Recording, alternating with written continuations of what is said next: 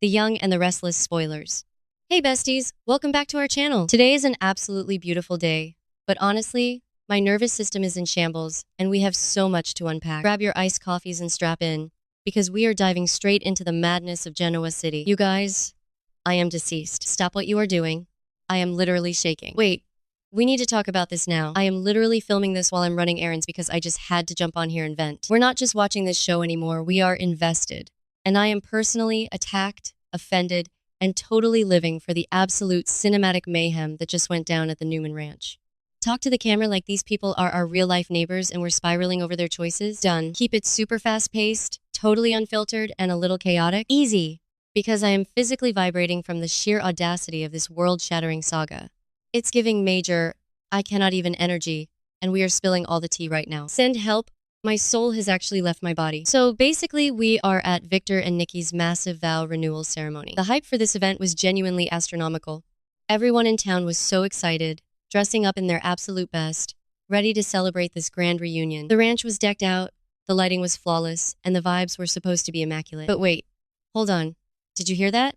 I swear there is this weird humming noise in the background of my car right now, like a rogue air conditioning vent that is trying to harmonize with my anxiety. Is it a bee? Is my car breaking down? You know what? Ignore it. It's just the universe matching my frantic energy. The aesthetic of this wedding was straight up opulent, dripping in Newman wealth, but the underlying tension was so thick you could cut it with a chainsaw. Wait, backtrack for a second. I missed a step. We need to talk about why this vow renewal is even happening. Victor and Nikki are celebrating their reunion, completely ignoring their incredibly toxic history. Bestie, be for real right now. Their relationship started with Victor literally pretending to be a butler, and Nikki lying about Kevin being Victoria's father. And don't even get me started on the fact that their most recent breakup happened because Victor straight up kidnapped Jack Abbott and almost got him killed. They are officially on my do not perceive list. I am so done.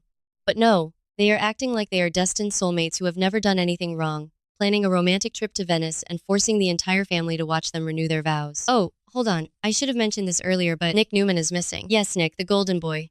The moral compass who has completely lost his way. He had voluntarily checked himself into rehab to deal with his severe addiction issues, which is honestly so unhinged considering everything else happening. But the tea is that he left rehab against medical advice. He escaped. The news of his escape dropped right before the ceremony, and it sent a shockwave of absolute terror through the family.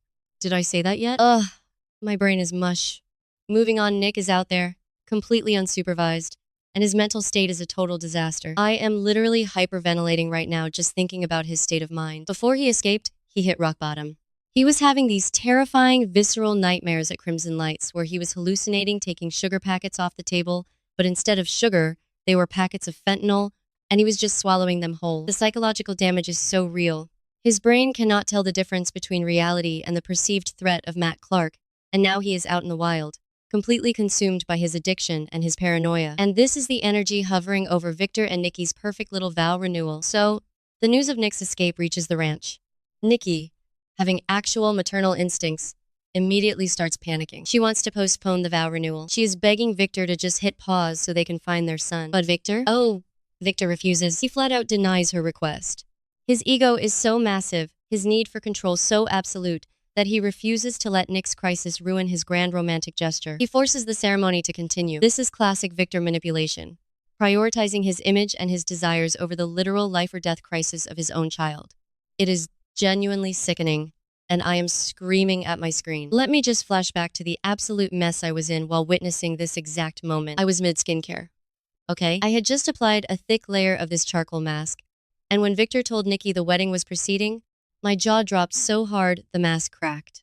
I gasped, tripped over my own slippers, and smeared charcoal mask all over my pristine cream rug. Literally had to yeet my phone across the room because I could not handle the sheer audacity of this man. I was on my hands and knees scrubbing the rug while screaming at the television, "Victor, you absolute monster, your son is spiraling."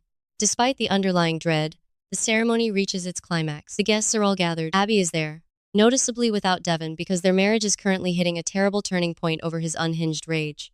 Victoria is working overtime to keep the peace, standing next to Adam, which is honestly so unhinged because they actually teamed up to try and help Nick. Claire is there, looking gorgeous but stressed. The music swells. The officiant is speaking. Victor is looking at Nikki with that smug, possessive gaze. Nikki is trying to smile, but her eyes are darting to the doors, terrified for Nick. The tension is a masterclass in cinematic mayhem. And then, bam, the massive wooden doors of the ranch living room burst open. The music screeches to a halt. The guests gasp in unison. And standing there, looking like an absolute demon summoned from the depths of hell, is Nick Newman. But this isn't the handsome, charming Nick we know. He is drenched in sweat. His eyes are completely wild, dilated, and empty. He is visibly tweaking, completely out of his mind on whatever substances he managed to get his hands on after escaping rehab. The silence in the room is deafening. You could hear a pin drop. But wait, it gets worse. It gets so much worse. I'm clutching my chest because my heart is beating out of my ribcage. Nick isn't just crashing the wedding to make a scene. He slowly raises his arm, and the glint of the chandelier catches the cold, dark metal in his hand. He has a gun. Nick Newman has brought a literal firearm to his parents' vow renewal. The collective scream from the guests is something I will hear in my nightmares. Victoria lunges forward. Adam freezes. Nikki lets out this primal, agonizing wail of terror. Nick is completely erratic. He is waving the gun around, his finger twitching on the trigger. He is screaming incomprehensible things, his addiction completely overriding any rational thought. He has ruined this massive, important ceremony. He is being so ruthless, so terrible, completely shattering the pristine image Victor tried to force upon this day. Victor tries to use his booming patriarch voice to command Nick to put the weapon down, but Nick is too far gone. The psychological stakes are astronomical right now. This isn't just a family argument. This is a life-or-death standoff in the middle of a wedding. And then, boom, a single deafening gunshot echoes through the room. The flash of the muzzle lights up the terrified faces of the Newman family. Time literally stands still. The camera pans across the chaos, the screams, the diving for cover. And then, we see it. Someone is on the ground. Someone is bleeding. Someone is dead. Bestie, I cannot even process this. Nick Newman just fired a gun at his parents' wedding and killed someone. The screen cuts to black, and I am left staring at my own reflection in the TV, completely paralyzed by the cinematic trauma I just endured. Wait, I'm glitching. Okay, back to the main event. Who did he shoot? My brain is buffering so hard right now. Was it Victor? Did he finally snap and take out his father? Was it Adam, who was trying to help him? Was it a random guest? Or, God forbid, was it Nikki?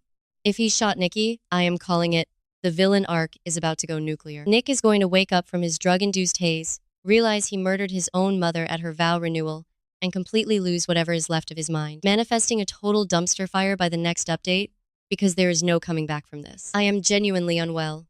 This specific betrayal, this absolute desecration of a family milestone, feels like a personal attack on my soul. I have watched these people for years, and seeing Nick, the one who was supposed to be the good guy, turn into this ruthless, terrifying monster is breaking my heart into a million pieces.